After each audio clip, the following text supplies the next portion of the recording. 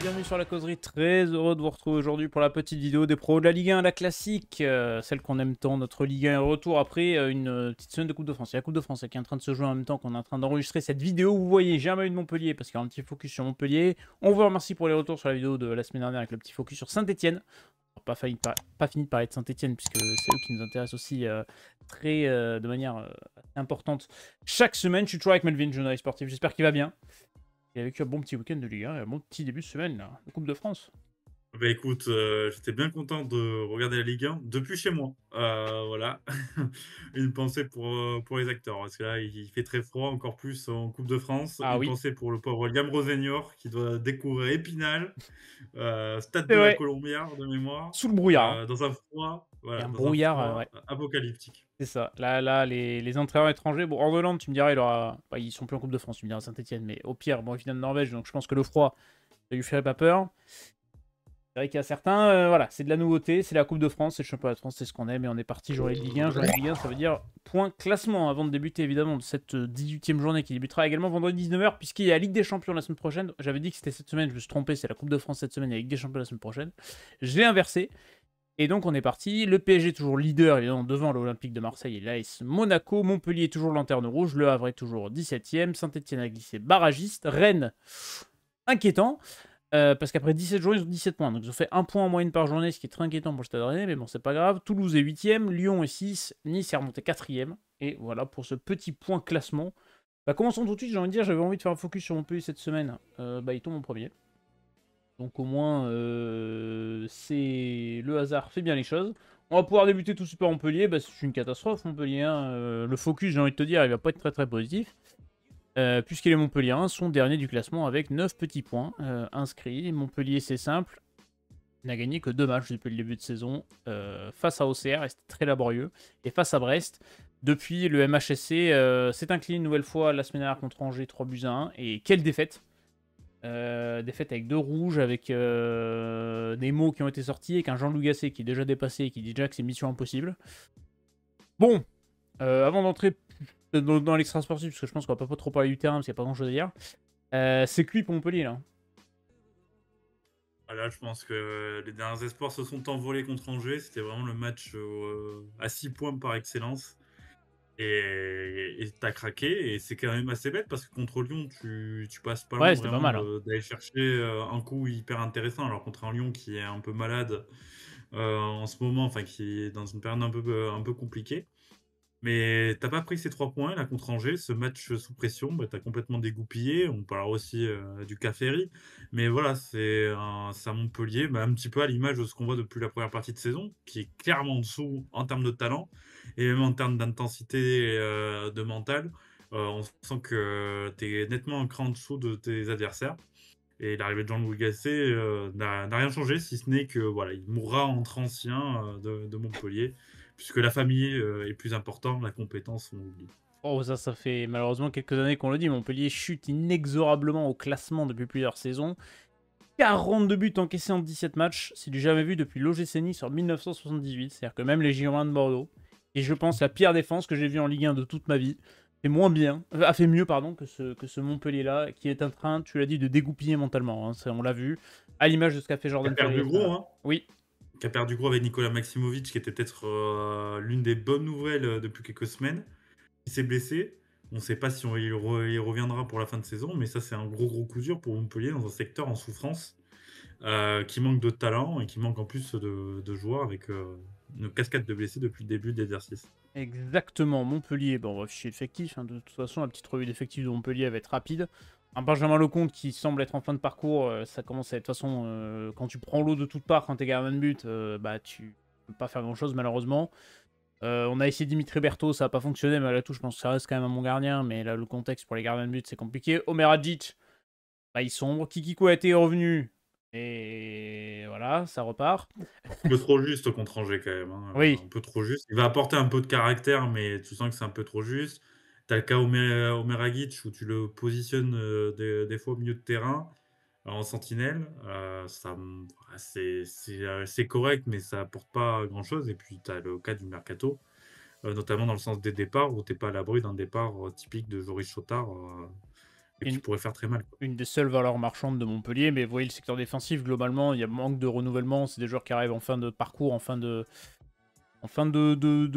situation, que ce soit à Montpellier ou peut-être en Ligue 1 en général. Au milieu de terrain, on a commencé à le dire, hein, la valeur marchande, c'est Joris Chotard, ça peut être Khalid Fayad, qui peuvent être les joueurs qui peuvent partir au mercato, parce qu'en plus, il y a la situation financière qui est compliquée. Derrière, voilà, hein, TJ Savanier qui reste quand même au-dessus dans cette équipe-là.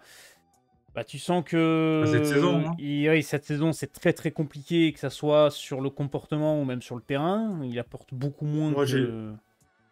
Vas-y, vas-y. j'ai toujours dit sur le cas Thierry Savanier, c'est un joueur qui, par son talent, est nettement au-dessus des joueurs de Montpellier. Alors, il est resté à Montpellier, on peut le souligner, c'est quand même beau pour un joueur qui aurait largement sa place dans une équipe de haut de tableau de Ligue 1.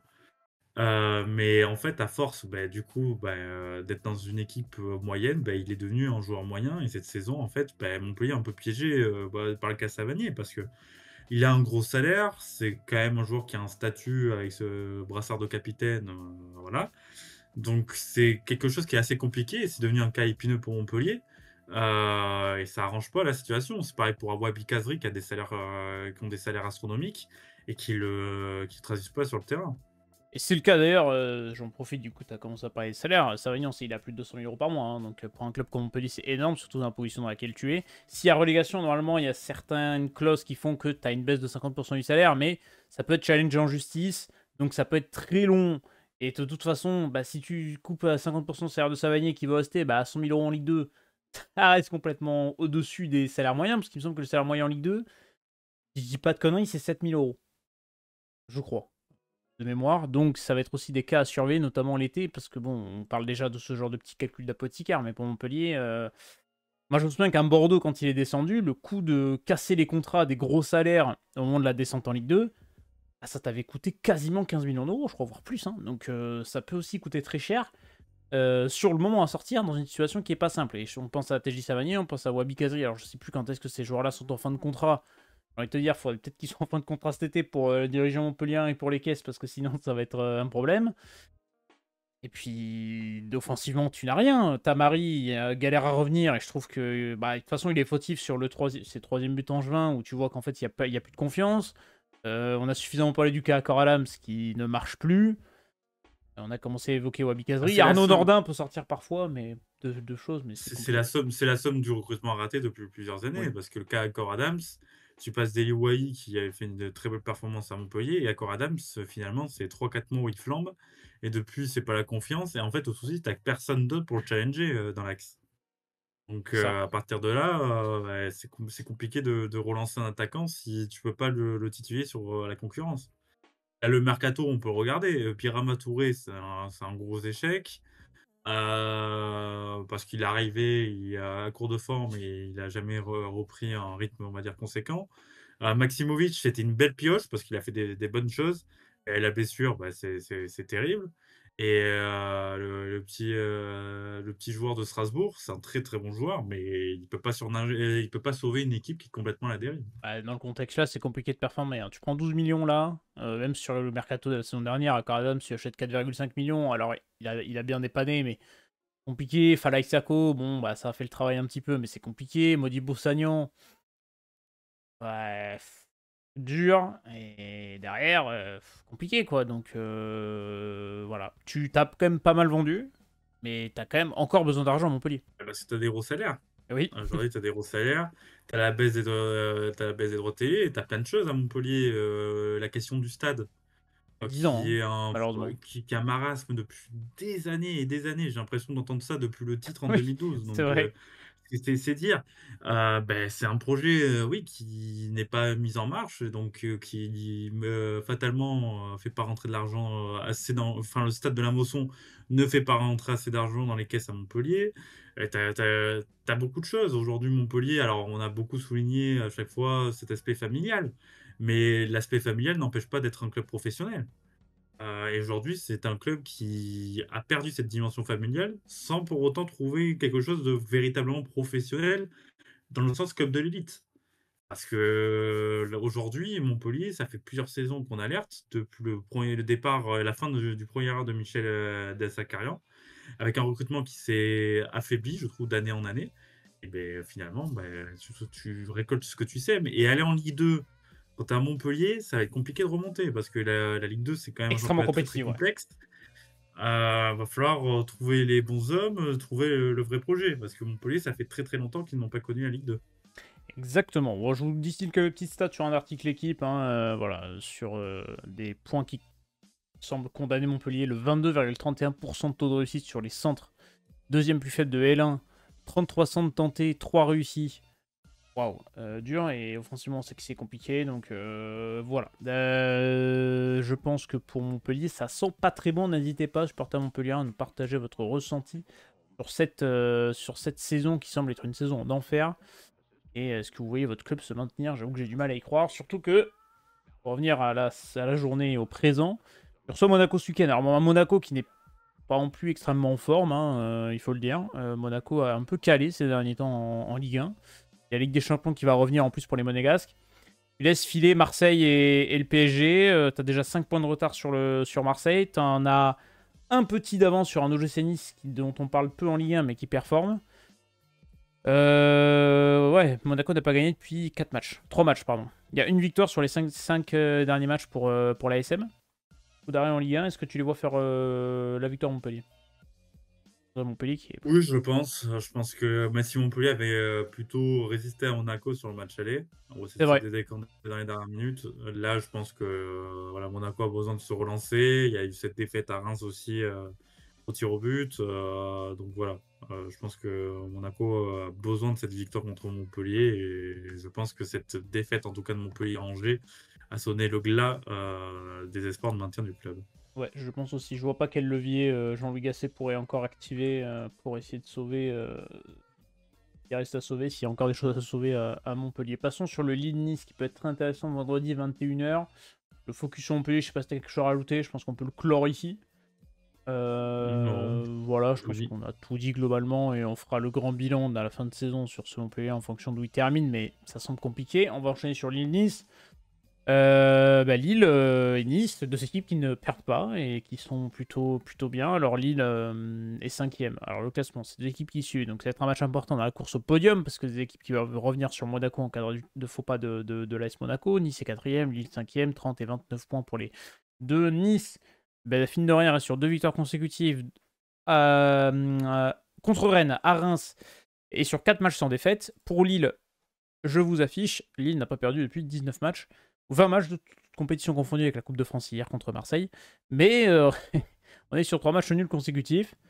On perd pas, mais on gagne pas non plus à Lille. Oui, il y a eu aussi le coup de gueule de Bruno Genesio aussi Ouais. après le match contre Auxerre.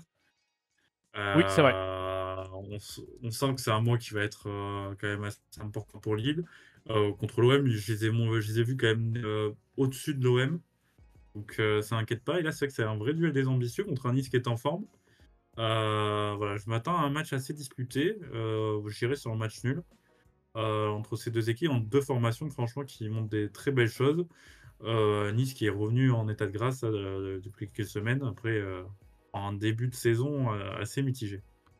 Oui, je suis d'accord avec ça. Et hormis les performances européennes, Nice, quand même, en championnat, ça reste très solide. Et ça remonte en puissance avec notamment Gaëtan Laborde qui revient extrêmement bien. T'as mis quoi comme prono? Pardon, j'ai eu un moment d'absence. J'ai dit match nul entre Match nul. les deux formations. Je te suis sur le match nul, sur ça je suis d'accord. Et c'est deux équipes qui joueront l'Europe, alors une avec plus d'ambition que l'autre, sûrement. Par la suite, le PSG se déplace du côté de Bollaert et le Racing Club de Lens. Alors au moment où on fait cette vidéo, Paris doit encore jouer en Coupe de France, à Espali, qui se jouera à Clermont je crois. Lens n'est plus en Coupe de France puisqu'il a été sorti par le PSG, ce même Paris Saint-Germain en Coupe de France aussi au tir au but. Est-ce que tu vois Lens faire un coup contre le PSG, un PSG qui en Ligue 1, bon bah voilà, ça roule. De toute façon, on va les attendre la semaine prochaine contre City. Il est là, le vrai rendez-vous pour le PSG, qui est invaincu en Ligue 1. Ah oui, il est déjà dans toutes les têtes. Contre Saint-Etienne, alors il emporte, mais c'était pas franchement le match de Ouais. l'année. C'est une équipe assez. Écoute, En fait, le PSG, c'est compliqué à parler c'est parce que ça. c'est toujours pareil. C'est-à-dire que tu as ce manque de neuf. Alors là, ils vont prendre C'est Kvaratskhelia, la donc question que ça je vais va te peut-être poser du apporter coup. quelque Ça chose. n'a pas grand chose à dire, on peut parler de Vara. C'est un très très bon joueur. Maintenant, si tu continues à jouer avec ton style de jeu, tu vas pas demander à Kvara de transformer toute cette équipe. C'est une arme supplémentaire. J'imagine que ça va acter que Dembélé va régulièrement jouer en faux neuf. Voilà, maintenant, après, derrière, est-ce que ça réglera tous les problèmes du PSG? Je ne pense pas. Contre Lens, alors voilà, contre une équipe accrocheuse comme Lens, je vois quand même le PSG l'emporter. Mais maintenant, en Ligue des Champions, est-ce que c'est suffisant? Aujourd'hui, non. Et j'ai envie de te dire, Manchester City revient en forme. Attention à Oui, ce match contre City où tu peux prendre une petite valdingue et elle serait malvenue en ce moment. Lens bon, a perdu face à Toulouse la semaine dernière. S'est imposé au Havre, difficilement, mais s'est imposé quand même dimanche dernier. Pour revenir sur Kvara, je pense que c'est un très bon joueur. C'est une très bonne recrue, intrinsèquement parlant. Est-ce que c'est le profil qu'il fallait à Paris? Je suis pas sûr. Très très honnêtement, je suis pas sûr. Pour moi, il faut vraiment ce poste de neuf et cet attaquant axial, quoi. Et tu l'as pas. Tu mets un ailier de plus, encore une fois. Alors que Kvara, très bon joueur qu'il est. Même si cette saison, un peu en dessous à Naples. Mais bon, je pense qu'il arrive à Paris. Il n'y a pas trop de soucis à se faire sur le niveau intrinsèque du bonhomme. Enfin, je reviens de plus en Ligue 1. Voilà. Le Willy Sagnol va être content. Il aura juste à prendre un abonnement d'Azone. Il aura pas à se faire chier à chercher un VPN pour mater la Serie A. Tu vois Paris s'imposer à Lens, j'imagine? Oui, Ouais. oui, même si Lens montre des bonnes choses, j'ai quand même au-dessus, même si attention quand même au match piège, parce que le match avant, j'imagine qu'il va faire un peu tourner quand même Luis Enrique. J'imagine. Voilà, attention au piège, mais je vois quand même le PSG s'imposer péniblement. Sans le traditionnel but de Kolo Muani, vu que Kolo Muani est censé partir à la Juventus, parce qu'un joueur qui ne sait pas jouer en possession, ça ne marche pas au PSG, parce que c'est vrai que tous les matchs, tu joues avec possession. Et c'est ça qui marche, on le voit bien. C'est vrai que c'est dommage, on n'aura plus d'autres buts de Colomboigny à la 92e. Ah, il me fait chier celui-là. Il marquera pour permettre à la Juventus de chercher son 45e match nul de la saison. Sous les ordres de Thiago Motta. On verra s'il va se relancer. On lui souhaite tout le bonheur du monde à ce bon vieux Randall Colomboigny. Bon, parlons du Stade Rennais qui reçoit le Stade Brestois. Duel de club breton et duel de club irrégulier en Ligue 1, puisque Brest a alterné victoire-défaite, victoire-défaite, victoire, notamment la semaine dernière face à Lyon. Rennes, bon, eux, ils sont réguliers dans la médiocrité, puisque c'est 3 défaites en 4 matchs en Ligue 1. Je me demande toujours quand est-ce que la saison de Rennes va se lancer et si elle va vraiment se lancer un jour. Parce qu'il va falloir vraiment quand même penser à glaner des points pour Rennes pour éviter de se faire peur quand même, hein. Oui, mais et c'est bizarre parce que tu as commencé un mercato quand même sur les chapeaux de roue, mais Ouais. c'est vrai que j'ai l'impression que mentalement, la saison est un peu lâchée. Là, actuellement, alors on verra avant la fin du match, mais ils sont menés 1-0 par 3. Et c'est mérité, de ce que j'ai vu de la Voilà, première donc mi-temps. si tu te fais en plus éliminer de la Coupe de France, là tu es quand même sur une spirale assez négative. Sachant que sur les deux matchs que tu gagnes contre Angers, alors tu gagnes contre Angers qui n'était pas vraiment en forme. Bordeaux, tu gagnes 4-1, mais c'est vraiment un Et trompe-l'œil je peux te dire où que pendant Bordeaux a explosé un 60 peu le match. minutes, ils se font bouger quand même, hein. Voilà. Tu perds contre Nice, tu perds contre Marseille, là si tu perds contre Troyes, tu vas te retrouver avec ce match contre Brest. Brest qui s'est relancé en plus. Attention, Rennes à pas se retrouver à devoir jouer le maintien parce qu'ils n'ont pas ils n'ont pas la mentalité pour jouer le maintien.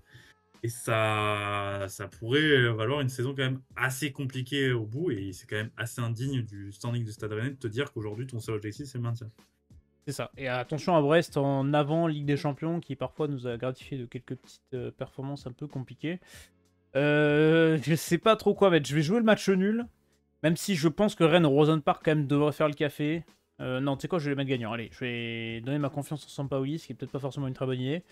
Est-ce que Sampaoli finira la saison? Est-ce qu'il va pas exploser en plein vol si ça continue comme ça? Je ne sais pas. Est-ce que tu vois Rennes performer quand même au Rosen Park? Je vois un Rennes quand même bousculé contre Brest et je vais aller plutôt sur un match nul. Le match Je nul. vois pas Rennes aller l'emporter, se relancer en tout cas.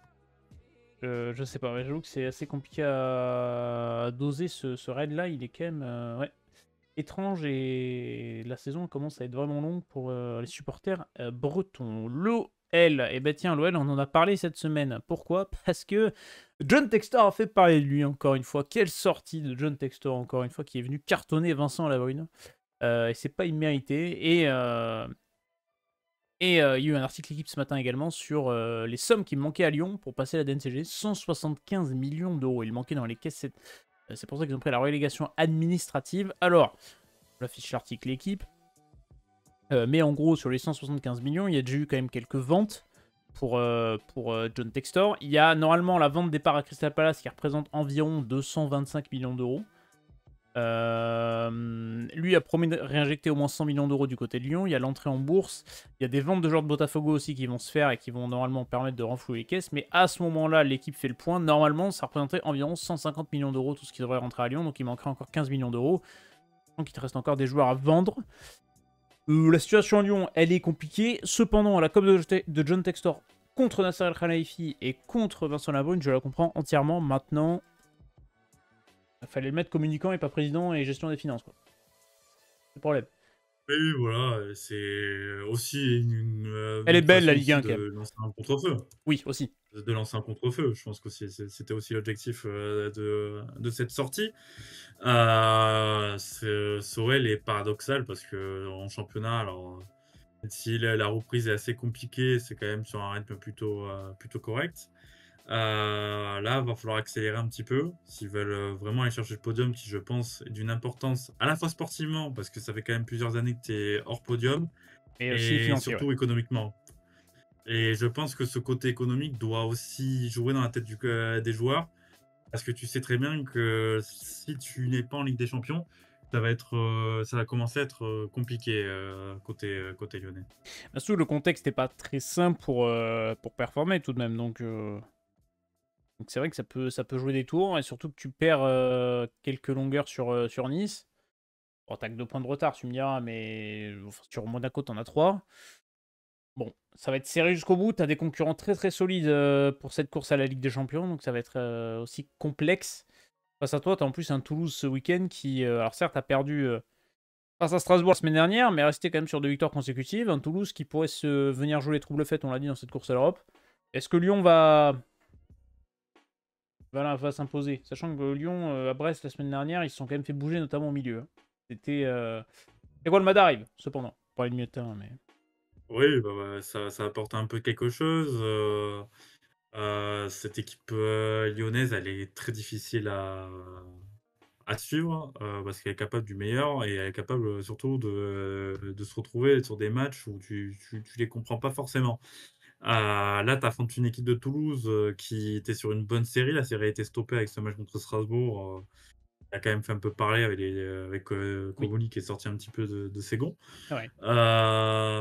Donc, à voir, c'est un vrai test contre Toulouse. C'est le moment de lancer un petit peu une dynamique. En tout cas, voilà, de relancer une vraie série positive par le compte du côté lyonnais, parce que tu vas ensuite enchaîner, allez, on va dire 4-5 matchs qui vont être hyper intéressants pour moi, parce que tu as Toulouse, tu as les 2 matchs, bien évidemment, de Nigoropa contre le Fener et Ludogorets, mais tu as surtout 2 déplacements assez périlleux. Alors, Marseille, en fin de, on va dire, de cycle. Et surtout Nantes, où c'est un match bien piégeux, où tu es capable de te faire harakiri. Donc, ça sera un match assez intéressant. Ce mois va dire beaucoup, je pense, des Oui. prétentions lyonnaises, en tout cas, s'ils veulent vraiment jouer le podium. Le mois de janvier, dans tous les sens du terme, pour Lyon, il est capital. Tu les vois quand même gagner contre Toulouse? Oui, je pense, honnêtement, je pense qu'ils sont capables d'aller chercher cette victoire importante devant leur public et de lancer cette série positive. Allez, je vais mettre le match nul, moi. J'aime bien cette équipe de Toulouse. Franchement, elle est assez intéressante à suivre. Et j'aimerais bien qu'ils viennent semer un peu les troubles faits dans cette course à l'Europe pour la conférence, au moins. Ça pourrait être intéressant d'avoir un candidat en plus. L'AS Saint-Etienne reçoit le Football Club de Nantes. L'AS Saint-Etienne, la 3e d'Orneland, en Ligue 1, dans un match capital pour le maintien, puisqu'au classement, je vais vous l'afficher à l'écran, Nantes est 15e, Saint-Etienne est 16e. Le vainqueur placera l'autre en position de barragiste. Donc ça va être un match ultra important. J'avais une petite truc sur Saint-Etienne, comme ça on peut évoquer vite fait, c'est l'Espagnol Barcelone qui bloque toujours Irving Cardona. Est-ce que Irving Cardona va arriver à Saint-Etienne un jour peut-être? Le retour d'Irving Cardona, l'enfant prodige qui leur a permis de monter en Ligue 1 notamment. J'ai encore en travers son but contre Bordeaux en Ligue 2 la saison dernière, qui est un fabuleux ballon piqué.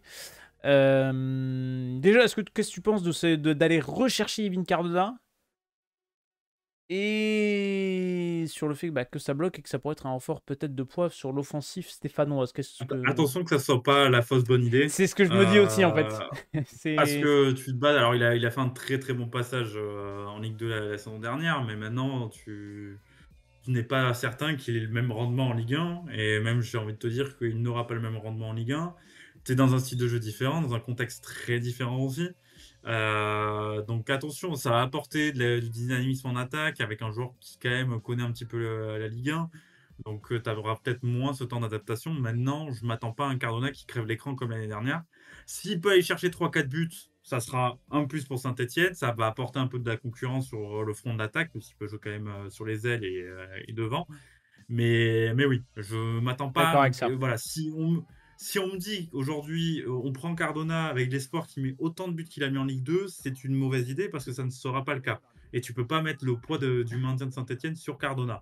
Maintenant, si tu me dis c'est une arme supplémentaire dans ton potentiel offensif qui est assez intéressant finalement, parce que Stassin, tu sens qu'il y a quand même des bonnes choses depuis l'arrivée du nouveau coach.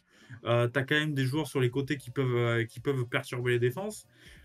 Si c'est une arme supplémentaire, d'accord. Mais qu'on me dise pas aujourd'hui que Cardona, voilà, c'est le 9, c'est celui qui va aller apporter 10 buts sur la seconde partie de saison de la Saint-Etienne, parce que j'y crois pas du tout. Je suis dans le même cas que toi. J'ai pas envie que ce soit un pétard mouillé, que ce soit la fausse bonne idée, parce que son passage l'an passé en Ligue 2 est vraiment excellent. Je sais pas comment Orneland veut l'intégrer à son jeu. C'est aussi une question que je vais me poser et que je vais regarder une fois qu'il sera arrivé, s'il arrive. C'est pas un petit salaire non plus, Cardona, donc attention. Mais ouais, ça peut être l'idée, à voir ce que ça va donner. Moi, Saint-Etienne, j'aimerais bien qu'il recrute des latéraux. Alors oui, il y a des blessés. Mais Denis Sapia a été en grande difficulté contre Reims. Alors que le Reims, offensivement, n'a pas été flamboyant il y a 2 semaines. Et là, c'était Léo Petro contre le PSG, a complètement coulé, notamment en début de rencontre. Alors oui, en face de lui, c'était Ousmane Dembélé, c'est quand même compliqué à contenir. Et je trouve que les latéraux stéphanois, et globalement cette défense stéphanoise, mérite encore d'être renforcée pour vraiment être solide. Je trouve que tu as quand même une base intéressante avec un Gauthier Larsonneur, moi je trouve plutôt bon, et je trouve que j'aime beaucoup la renaissance de Gauthier Larsonneur, que ça a été à Valenciennes ou depuis son arrivée à Saint-Etienne. Maintenant, voilà, sur le mercato stéphanois, à voir, je trouve qu'il y a quelques pistes qui passent à droite à gauche. On va voir comment ça va se débloquer, il reste encore 2 semaines. Je pense que le secteur offensif, tu vas avoir le retour de David Ashvili, tu as peut-être Boaki qui va se débloquer au niveau de la confiance. Je sais pas. Et surtout que là, tu as un match important ce week-end contre le FC Nantes. Je sais pas si sur le mercato stéphanois, tu as envie d'avoir quoi, toi, comme arrivée sur ce mercato? Un peu, honnêtement, un peu à tous les postes, je pense au milieu, ça serait pas mal.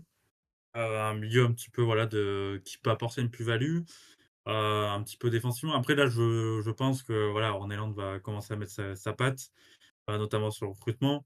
Je m'attends, voilà, à la fin de mercato, que Saint-Etienne ait recruté 3-4 éléments. Ils ne recruteront pas 8-9 éléments non plus, il ne faut pas non plus. Voilà. Mais voilà, qu'il y ait enfin cette transition, on va dire, entre ce qu'était Saint-Etienne avant et ce qui est Saint-Etienne maintenant et le projet qu'il met.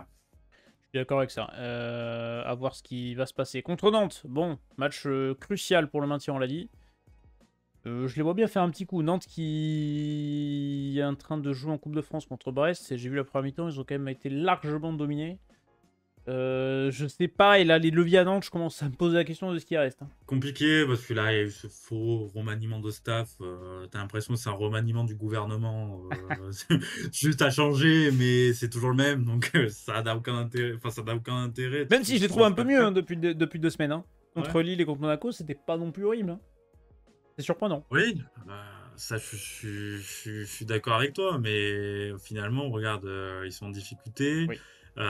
Tu sens, alors, le mercato, quand tu vois les pistes évoquées, tu sens que c'est vraiment du panic buy avec alors, Francis Coquelin, la rumeur Francis Ah, mais c'est Coquelin, fou, et t'as toujours Anthony des noms comme Lopez, ça. voilà, tu prends. Ils te sortent des mecs à chaque fois, ils sont forts quand même. Mais surtout au milieu de terrain, je sais pas s'il y a une option au milieu de terrain. Au milieu de terrain, ils se disent ouais, trouvez-moi un mec au placard qui a 38 ans, allez, l'aventure au FC Nantes un petit peu. On C'est va lui fou, donner hein. 300 000 euros de salaire, il va être nul, mais on s'en fout, on le prend. Ah, mais c'est fou. Je sais pas comment ils font à chaque fois. Putain. Louis Etienne Capou, il fait quoi? Il est pas allé au FC Nantes là? Il est au basket, il fait du Ah basket oui, maintenant c'est en vrai. 4e division C'est vrai, espagnole. c'est vrai, c'est vrai. Voilà. Ah merde, putain, il peut plus revenir au FC Nantes. Après, ça peut toujours apporter. Non, mais c'est fou. Bon, qu'est-ce que tu veux voir faire ce week-end? Moi, je veux bien Saint-Etienne faire le coup à domicile en plus. Je me dis, allez. Ouais, moi je vais aller sur la victoire Saint-Etienne. Ouais, je vais vraiment aller sur la victoire Saint-Etienne. Je pense que Nantes c'est vraiment au fond du gouffre et que, comme je le dis depuis désormais plusieurs semaines, j'attends ce putain de communiqué de deux lignes puisqu'il n'y aura pas de respect. Antoine Cambord est viré de ses fonctions. On vire aussi ses adjoints, parce que voilà, et on ira chercher je sais pas qui, José de la Plata, je sais pas quoi, Pascal Duprat, Patrice Garand. Voilà, un mec voilà, pour aller chercher le maintien. Ça me semble évoqué. Attention à la piste, c'est évoqué chaque année la piste Stéphane Gianni en collaboration avec Roland Courbis. C'est une piste C'est vrai, ça, à putain. explorer. C'est ça. Bon, il y a Sabri Lamouchi qui traînera par-ci par-là, peut-être un Rémi Garde qui refera surface, on sait pas. Et puis de toute façon, et je l'ai dit dans la vidéo Succession de Didier Deschamps qu'on a sorti cette semaine, vous pouvez la voir sur la chaîne. J'en mets ma main coupée quand on aura une rumeur Didier Deschamps au retour au FC Nantes, une fois qu'il sera plus sélectionneur de l'équipe de France, qu'il faudra sortir du chapeau pour allumer un contre-feu quelque part, quoi. Ça aussi, voilà, ça on le sait. Bref. Haute lutte pour le maintien, le SCO d'Angers qui reçoit la JOCR. La JOCR qui est un peu en panne de résultats ces derniers temps, qui a glissé à la 10e place du classement de Ligue 1. Angers est 13e, Angers à 19 points. Angers surprend. Angers a 6 points d'avance sur 7 points d'avance pardon, sur Le Havre, 17e et premier relégable. C'est intéressant ce que nous propose ce SCO d'Angers là. Je ne m'attendais pas à les voir autant en facilité on va dire, pour le maintien, parce que pour l'instant ça tient bon. Ils sont sur 2 victoires consécutives contre Brest et à Montpellier. OCR, lui, n'a plus gagné en Ligue 1 depuis Angers, justement, lors de la phase aller. Ce serait pas le moment pour Christophe Pellissier de relancer quelque chose? Je ne sais pas. Angers, en tout cas, moi, Angers, je les aime bien. Là. Je trouve que c'est pas mal ce qu'ils proposent. Ils sont attachants parce que c'est quand même l'état d'esprit qui prime. C'est vraiment en collectif. T'as pas, voilà, t'as pas un joueur qui peut te porter véritablement. Ils montrent des belles choses. Franchement, il y a pas, voilà, il y a pas, voilà, il y a à souligner ce que fait Angers, qui fait du très bon travail. Avec très peu de moyens, s'il se maintient, ça sera vraiment une très très très belle Ouais. perf parce que franchement, c'était mal engagé. Voilà, et c'est des types de matchs contre Auxerre voilà, qui est un petit peu plus en difficulté après une très très belle série. Donc voilà, moi je m'attends à un match voilà, accroché. J'irai sur le match nul parce qu'Auxerre, quand même, contre Lille, a montré des valeurs, notamment sur la combativité, assez intéressantes. Donc je pense que peut-être que c'est le début, en tout cas la relance d'une série avec ce match hyper important de Saint-Etienne dans la foulée, quoi. Je suis d'accord avec ça. Écoute, j'ai mis match nul aussi, pour le petit multi du dimanche. Et il y a Reims-Le Havre. Bon, alors. Le Pôle emploi Tico. Ah ouais, là, c'est vrai. Le Stade de Reims qui... Alors, heureusement qu'ils ont gagné contre Monaco hier en Coupe de France et pourtant ils menaient au score et que ce fut dur parce que je crois que Reims c'est une victoire en 10 matchs de Ligue 1. Ils sont à l'arrêt complet, les Rémois. Ils ont encore perdu face à Nice la semaine dernière, c'était laborieux. En face, t'as un Havre qui est pas non plus flamboyant, qui, voilà, on le dit toujours pour un promu, la deuxième saison, c'est la plus compliquée, bah, le Havre est en plein dedans, en plein dans le dur. La saison du Stade de Reims, je vais te poser une question sur ce match-là. Comprends-tu la réaction? Ça a fait beaucoup parler sur les réseaux sociaux pendant qu'on affiche les stades du Havre qui sur 5 défaites consécutives en Ligue 1, ce qui est pas beau. Comprends-tu la réaction des supporters rémois la semaine dernière et cette engueulade du capot sur les Et joueurs? c'est toujours compliqué parce que moi, sur ce sujet, j'ai toujours été un petit peu mitigé parce que je trouve que alors attention, hein, je ne mets pas le droit, entre guillemets, les attentes des supporters. Mais aujourd'hui, je trouve que les supporters prennent une place trop importante dans la gestion d'un club. Alors oui, c'est une série qui est négative, très honnêtement. Après, aujourd'hui, je pense que Reims, alors on peut dire qu'il peut avoir des problèmes, c'est une série un peu négative, mais aujourd'hui, dire que Reims est totalement en crise, quand on voit le cas Montpellier, je suis désolé, on est quand même très très loin. Alors ils sont sur une très mauvaise série, ils ont le droit de gueuler. Maintenant, aller, on va dire, tirer les oreilles des joueurs, c'est un truc, moi, qui me dépasse. Je trouve que c'est les rendre, enfin vraiment, voilà, les rendre gamins, les joueurs, alors que non, ce sont des professionnels. Alors oui, tu es sur une mauvaise série, mais dans les trois quarts du temps, les joueurs, ils trichent pas. Alors oui, tu peux avoir un moins dans la combativité, un moins sur la qualité technique à l'instant T. Mais là, aujourd'hui, voilà, dire que Reims est totalement en crise, Non, j'ai l'impression que quand même Reims c'est plutôt bien géré. On voit que le mercato d'hiver, ils sont quand même actifs. Le cas Luca Esner, voilà, est-ce que la greffe a pris, a pas pris? Je pense qu'elle n'a pas pris, que c'était là aussi une fausse bonne idée, que c'était une piste trop évidente, que Reims aurait peut-être dû repartir sur quelque chose d'autre. Parce que pour moi, c'est un club qui doit lutter première partie de tableau et qui peut même, sur un malentendu, aller se qualifier pour l'Europe. Mais voilà, pour moi, non, c'était trop important. Après voilà, c'est un avis. Oui, Encore c'est une ça. fois, c'est pas je dis pas voilà, je dis pas, les supporters ont pas eu raison de le faire. C'est juste que moi, de mon avis personnel, c'est pas un truc, que j'apprécie grandement. Et n'hésitez pas, supporters et moi, à donner votre avis en commentaire. Je comprends les supporters sur le fond, moins sur la forme. Moi, je trouve pareil que c'est pas très utile de venir aligner les joueurs, limite en rang 2 par 2, main dans la main pour les engueuler. Parce que je pense qu'il y a certains joueurs, bonnement, qui s'en branlent, hein. Certains joueurs, ils en ont rien à foutre. Et puis, tu certains, tout simplement, ils parlent même pas français. Donc je suis même pas sûr qu'ils aient compris ce qui s'est passé pendant 5 minutes à la fin du match. Je comprends la frustration des supporters rémois parce que, pour moi, Reims doit être plus haut dans ce classement-là parce que la Ligue 1, on sait, on l'aime bien, mais au niveau compétitivité, je pense qu'un club comme le Stade de Reims, avec les joueurs qu'ils ont, devrait être dans cette première partie de tableau, devrait être à la lutte avec Toulouse et Lens pour aller, peut-être, pourquoi pas, aller titiller la Conference League. Je pense que Reims, avec ce que tu as dépensé, quand même, tu as dépensé plus de 75 millions d'euros sur les 3 dernières saisons sur le mercato. Je pense que tu devrais avoir des ambitions un peu plus hautes que cette 12e place en Ligue 1. Oui, la série est extrêmement mauvaise et je trouve que dans l'envie et dans la qualité de jeu, c'est vraiment pas bon du tout. Et les 2 derniers matchs sont vraiment euh, pas catastrophiques, mais pas loin quand même, en termes de juste de jeu, d'envie. À Saint-Etienne, c'était minable et la semaine dernière, c'était pas bien mieux. Donc je comprends vraiment la frustration maintenant de les mettre là pour les engueuler. Je suis pas sûr que ça serve à quelque chose en fait, parce que bah, ouais, je pense que les joueurs simplement ils rentrent dans le vestiaire, ils prennent leur téléphone, ils en rigolent peut-être, sûrement.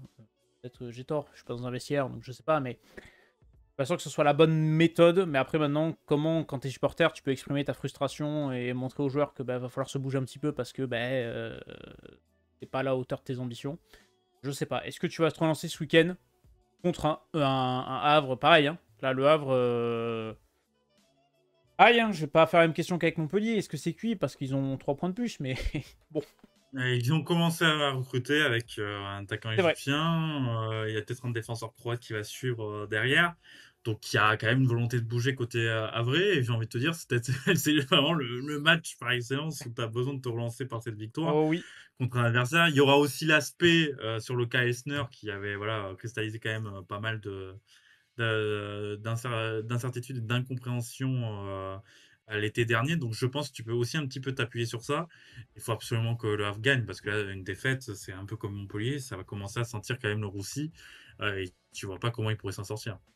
Oui, parce qu'ils ont déjà 4 points de retard sur Saint-Etienne, qui est barragiste. Donc si en cas de résultat entre Saint-Etienne et Nantes, c'est que toi tu perds, c'est compliqué. À l'aller en plus, ils avaient pris 3-0, je vous rappelle, sec. Ça avait fait mal. Bon, t'avais un Stade de Reims qui était dans une meilleure dynamique. Reims, ils vont à Paris la semaine prochaine, hein.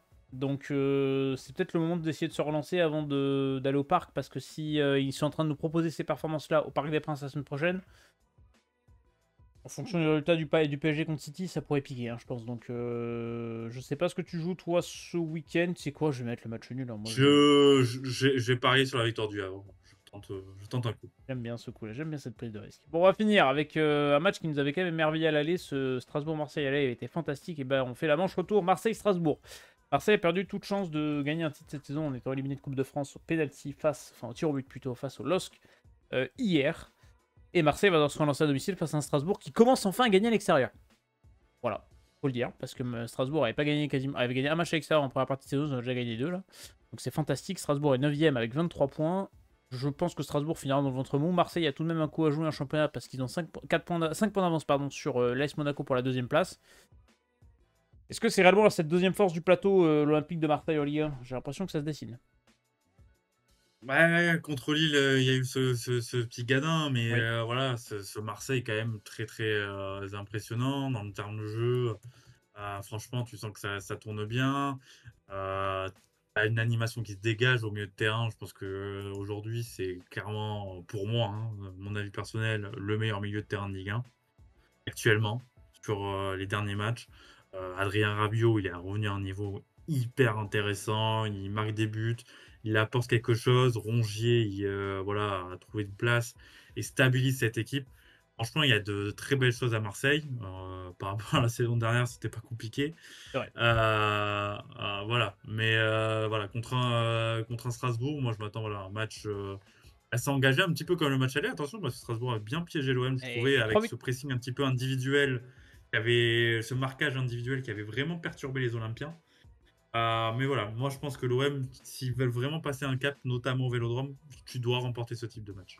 totalement d'accord avec toi. Strasbourg reste quand même sur 3 victoires consécutives et 4 matchs sans défaite en Ligue 1. Donc c'est quand même ultra intéressant sur Racing Club de Strasbourg qui revient bien. J'ai l'impression qu'on va peut-être faire la même, première partie même seconde partie de saison que la première. C'est-à-dire un début un peu boulet de canon et puis à la fin on met un peu les claquettes pour aller en vacances. Comme ça on se maintient tranquillou et puis on attend que Chelsea nous refile des joueurs l'année prochaine, quoi. Donc on verra ce qui va se passer à Strasbourg. Ouais, je vois bien Marseille moi s'imposer. Ouais, allez, tu sais quoi, je joue sur la victoire de l'OM à domicile quand même. Sans souci, parce que pour moi, cette équipe olympienne Ouais, elle est vraiment. a suffisamment de qualité contre un Strasbourg qui reste la victoire contre Toulouse et pas non plus au top de sa forme. Et voilà, ben Marseille, ouais, tu sens que la patte de Derby commence à s'appuyer. Voici pour les pronos de cette 18e journée de Ligue 1. N'hésitez pas à faire les votes en commentaire, à liker, vous abonner, ça nous fait plaisir, ça nous soutient, c'est gratos. Et ça mange pas de pain comme d'habitude. Est-ce que tu as quelque chose à rajouter sur cette 18e journée qui lance Non, officiellement la non. seconde partie de saison, techniquement. Eh oui, on y est, et bonne nouvelle, voilà, bon, tu seras ravi d'apprendre que l'OL vient d'être éliminé de la Coupe de Oh, France, par éliminé Bourgoin-Jallieu. par Bourgoin-Jallieu. Et voilà, vous l'avez Voilà, en live. bel exploit, Aïe, aïe, aïe, et aïe, aïe. ça, on aime la Coupe de Et France. tu vois, ça, je pense que j'en connais un au salon de la LFP qui doit bien rigoler. Et qui va se faire une bonne bouteille de champagne payée par le président des clubs. Actuellement en loge. Bon, et ben voilà, ben ça conclut cette vidéo. Vous voyez maintenant, Sporteur Lyonnais, n'hésitez pas à partager votre sentiment sur cette élimination assez catastrophique. Nous, on vous laisse, on vous souhaite un très très bon week-end. On se retrouve la semaine prochaine. Ciao tout le monde.